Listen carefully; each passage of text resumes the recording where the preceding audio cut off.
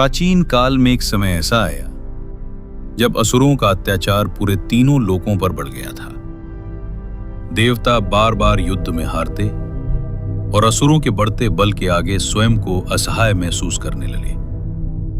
देवताओं ने मिलकर विचार किया कि केवल भगवान विष्णु ही हैं जो धर्म की रक्षा कर सकते हैं। सभी देवता मिलकर वैकुंठ धाम पहुंचे और भगवान विष्णु से प्रार्थना की, प्रभु, असुरों का बल दिन प्रतिदिन बढ़ता जा रहा है, हमें आपकी कृपा चाहिए। कृपया ऐसा दिव्य अस्त्र प्रदान करें जिससे धर्म की पुनः स्थापना हो सके। भगवान विष्णु ने करुणा से भरकर उत्तर दिया, देवताओं, मैं तुम्हारी व्यथा समझता हूं। असुरों के विनाश के लिए मुझे एक ऐसा शस्त्र चाहिए जो द्वितीय हो, जो धर्म की रक्षा कर सके।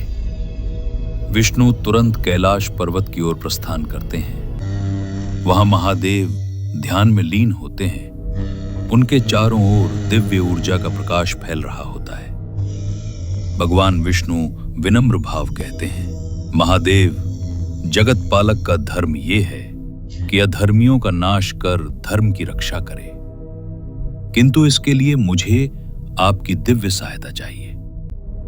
कृपया ऐसा अस्त्र प्रदान करें जो मुझे असुरों के विनाश में सक्षम बना सके। महादेव अपनी तीसरी नेत्र ज्योति खोलते हैं। उनकी मुस्कान रहस्यमयी है। वे कहते हैं, विष्णु, तुम सृष्टि की रक्षा के लिए सदैव तत्पर रहते हो।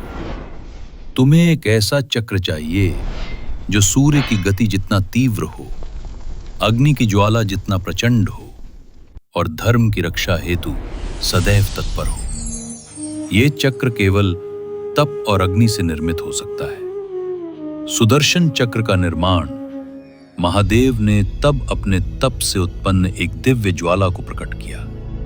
इस ज्वाला को वे विश्वकर्मा के पास भेजते हैं, जो देवताओं के शिल्पकार हैं। विश्वकर्मा उस अग्नि ज्वाला से एक अद्भुत चक्र का निर्माण करते हैं। उसमें हजारों धाराएं हैं जो प्रकाश की गति से भी तीव्र हैं। यह चक्र प्रलयकालीन अग्नि के समान तेजस्वी है और उसे देखकर स्वयं देवता भी कांप उठते हैं।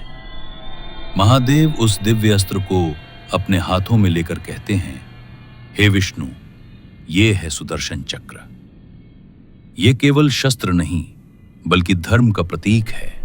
जब तक तुम धर्म के मार्ग पर रहोगे, ये चक्र तुम्हारे साथ रहेगा और अधर्मियों का संहार करेगा।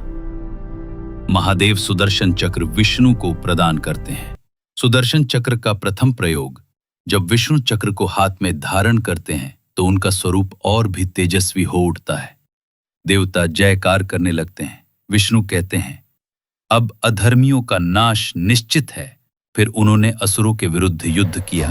सुदर्शन चक्र की तीव्र गति और दिव्य शक्ति के सामने असुरों की विशाल सेनाएं पलक झपकते ही नष्ट हो गईं। धर्म की पुनः स्थापना हुई और तीनों लोकों में शांति का संचार हुआ।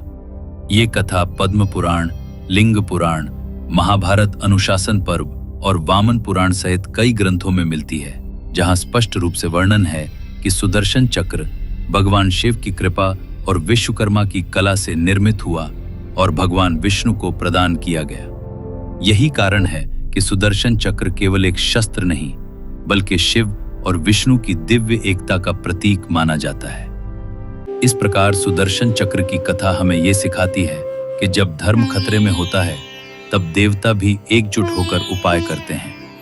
अगर आपको ये वीडियो ज्ञानवर्धक लगा हो तो इसे लाइक करें, अपने विचार कमेंट में बताएं और ऐसे ही रोचक हिंदू रहस्यों को जानने के लिए हमारे चैनल सनातन सीक्रेट्स को सब्सक्राइब करना ना भूलें।